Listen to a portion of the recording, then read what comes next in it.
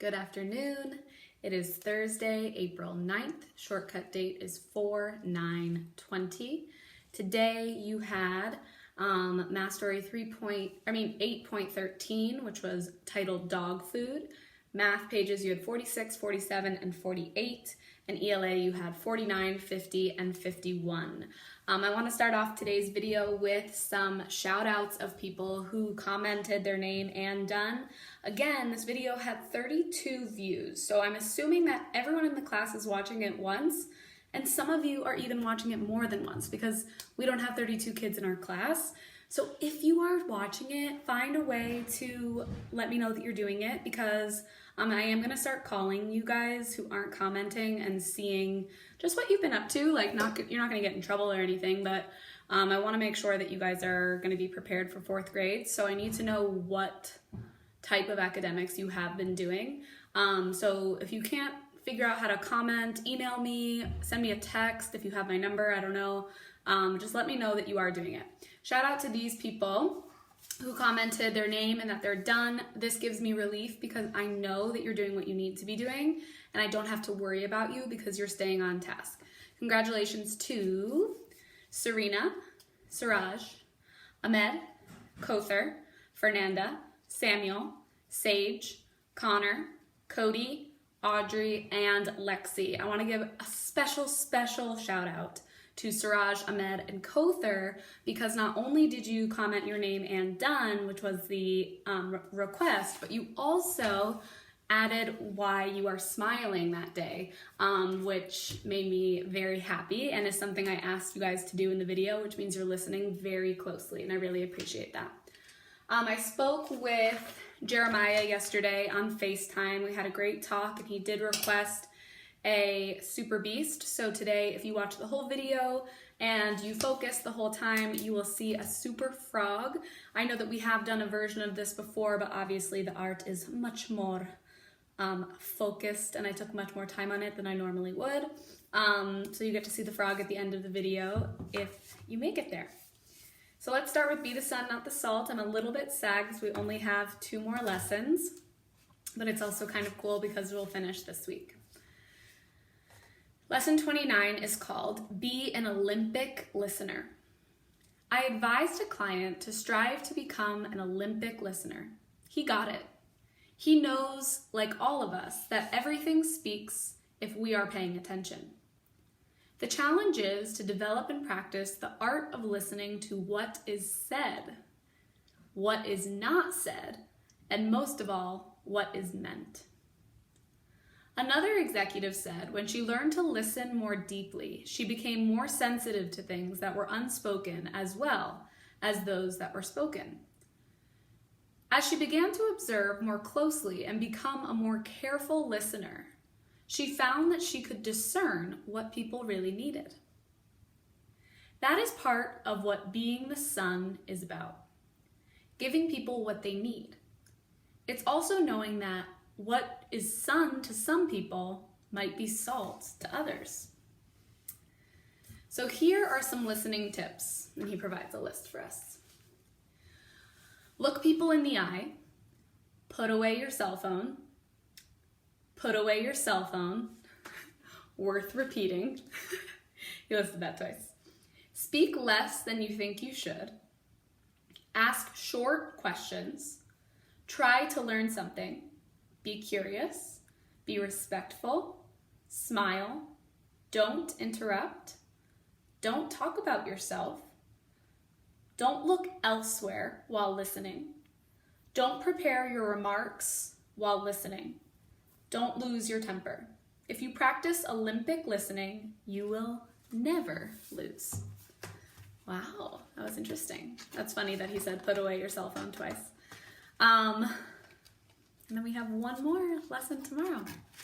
Then we'll be done with this book. So I did contact the son of this author yesterday and asked if the author would be willing to make us a video. I haven't heard back from him yet, so I will keep you updated as soon as I hear. Please make sure for the effectiveness of this video that you have all of your work out and ready to rock and roll. We will start with math stories. It says, Jamie has a small container that holds exactly 1/4 cup of dog food. How many times should Jamie fill the container and pour it into the dog's bowl to make sure the dog gets exactly 1/2 cup of food? So I'm really upset with myself because I didn't grab those fraction bars out of the classroom before we had to exit. But this would have been one where I do that for you because we haven't really learned about adding fractions, but hopefully you were able to make a mind movie and still be able to come up with the answer. It's really important that you jotted what you were solving for here because it's asking you how many times, so your answer should not be a fraction. So as you can see here, for my model, I drew the container and know that when you fill it one time, you fill 1/4 of a cup.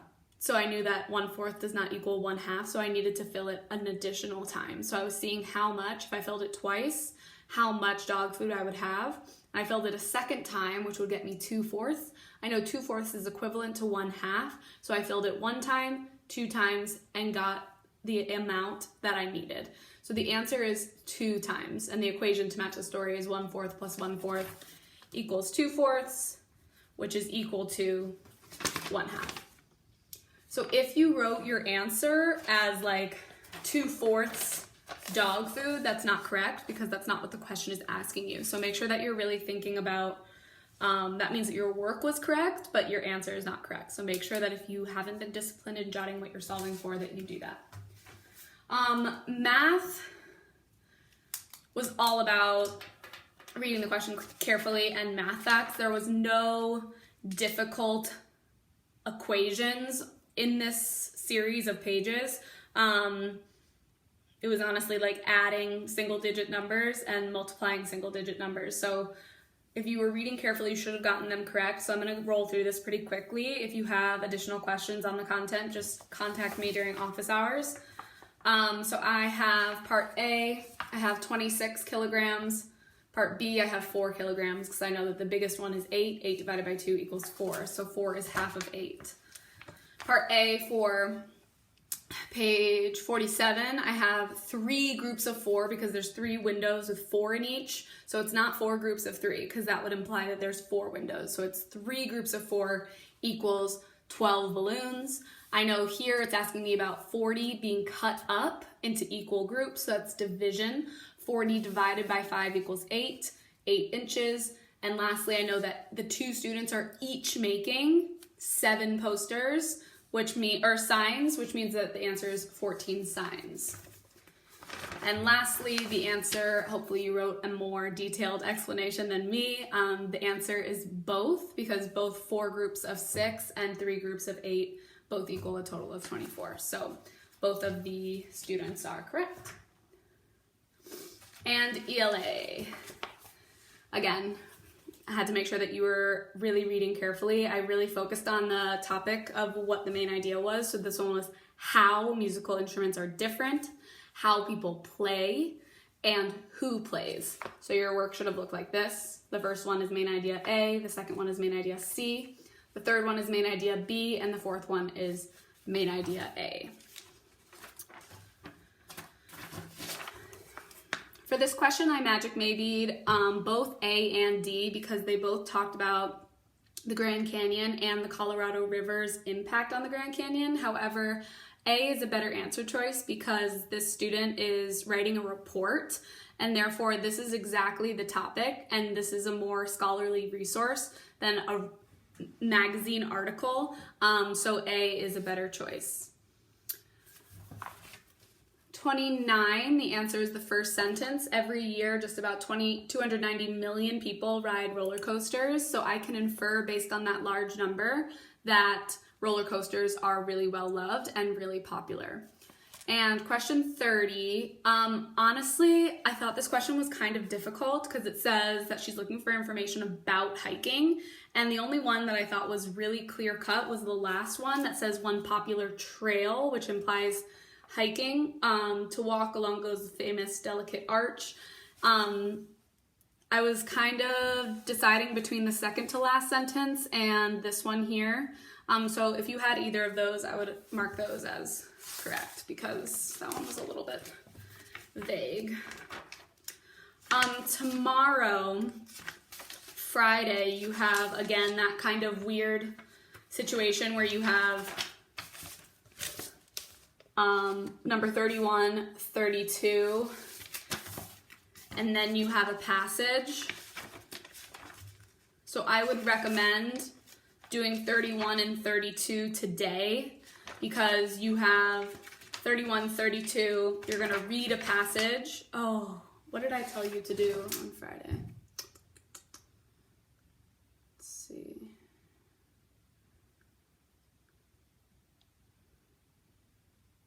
Friday, ready book. Oh, okay. So I said pages 52 and 53. I was being nice last week, so never mind. You just have to do these. So do them tomorrow. Okay. All right, 10 minutes. I'm on a roll, which makes me also think I've gotten some feedback from parents that their students are finishing their work really fast. One, I want you to think about if Miss Freed were to see my work, is this quality work? One. If you're just writing the answers and you're not showing your work on your paper, then you're not following through with the discipline that we have focused on over third grade. And I want you to be prepared to take a little bit longer on the work moving forward once you get that packet delivered to your house, but we will talk about all of the future things you need to know about April 13th moving forward this weekend after our staff meeting on Friday at 4:30. Go ahead and get comfy. We're about to start book 4. This book is called Recalled to the Light. Chapter 34. It's called Kill 'Em, Even If They's Already Dead. Oh my gosh, this book, you guys. Reader, you did not forget about our small mouse, did you? Back to the light. That was what Gregory whispered to him when he wrapped Despero in his napkin and placed him on the tray. Ooh, Gregory helped him. And then Mig, after her conversation with Roscoe, so remember Roscoe is kind of plotting with Mig about how Mig can do all of this shady stuff to become princess, carried the tray into the kitchen, and when she saw the cook, she shouted, "It's me, Miggery So, back from the deep downs." "Ah, lovely," said Cook. "And ain't we all relieved?" Mig put the tray on the counter. "Here, here," said Cook. "Your duties ain't done. You must clear it." "How's that?" shouted Mig. "You must clear the tray," shouted Cook. She reached over and took hold of the napkin and gave it a good shake. And Despero tumbled out of the napkin and landed right directly, plop, in a measuring cup full of oil. Oh. "Ah!" said Cook. "A mouse in my kitchen, in my cooking oil, in my measuring cup? You, Mig, kill him directly." Mig bent her head and looked at the mouse slowly, sinking to the bottom of the glass cup. "Poor little micey," she said, as she stuck her head into the oil and pulled him out by his tail. Despero, gasping and coughing and blinking at the bright light, could have wept with joy at his rescue, but he was not given time to cry. "Kill him!" shouted the cook. Said Mig, "All right." Holding Despero by the tail, she went to get the kitchen knife, but the mouse tail, covered as it was in oil, was slick and difficult to hold on to, and Mig, in reaching for the knife, loosened her grip and Despero fell to the floor. Mig looked down at the little bundle of brown fur. "Oh," she said, "that killed him for sure." "Kill him, even if he's already dead," shouted the cook. "That's my philosophy with mice. If they're alive, kill them. If they're dead, kill them." Okay. That way, you can be certain of having yourself a dead mouse, which is the only kind of mouse to have. "That's a good philosophy," said Mig. "That is, kill 'em even if they's already dead." "Hurry, you cauliflower-eared fool," shouted the cook. "Hurry!" Despero lifted his head from the floor. The afternoon sun was shining in the large kitchen window. He had time to think about how miraculous the light was, and then it disappeared and Mig's face loomed into view. She studied him, breathing through her mouth. "Little micey," she said, "ain't you going to skedaddle?" Despero looked for a long moment into Mig's small, concerned eyes, and then there came a blinding flash.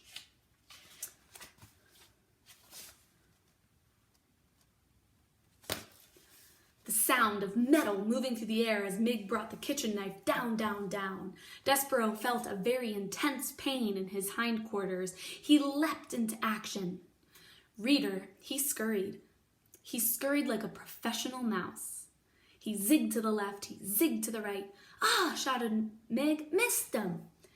Ain't that a surprise, said the cook, just as Despero scurried under a crack in the pantry door. I got little Micey's tail, though, said Mig. She bent over and picked up Despero's tail and held it up, proudly displaying it to Cook. Oh, she cut his tail off.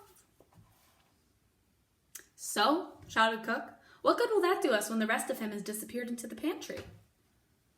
I don't know, said Mig, and she braced herself as the cook advanced upon her, intending to give her a good clout to the ear. I don't know. Chapter 35, which we'll read tomorrow, is The Knight in Shining Armor. Awesome. So if you made it this far, thank you so much for listening. I hope that you have a great rest of your Thursday. Here is the Super Frog. I really am enjoying these, so if you have more requests of something you haven't seen, please let me know, and I'll try to get to it. But how cute is this? This is for you. He doesn't have a name. Please comment below your name and that you're done when you're done with this video, and then please comment one thing that you love about yourself today.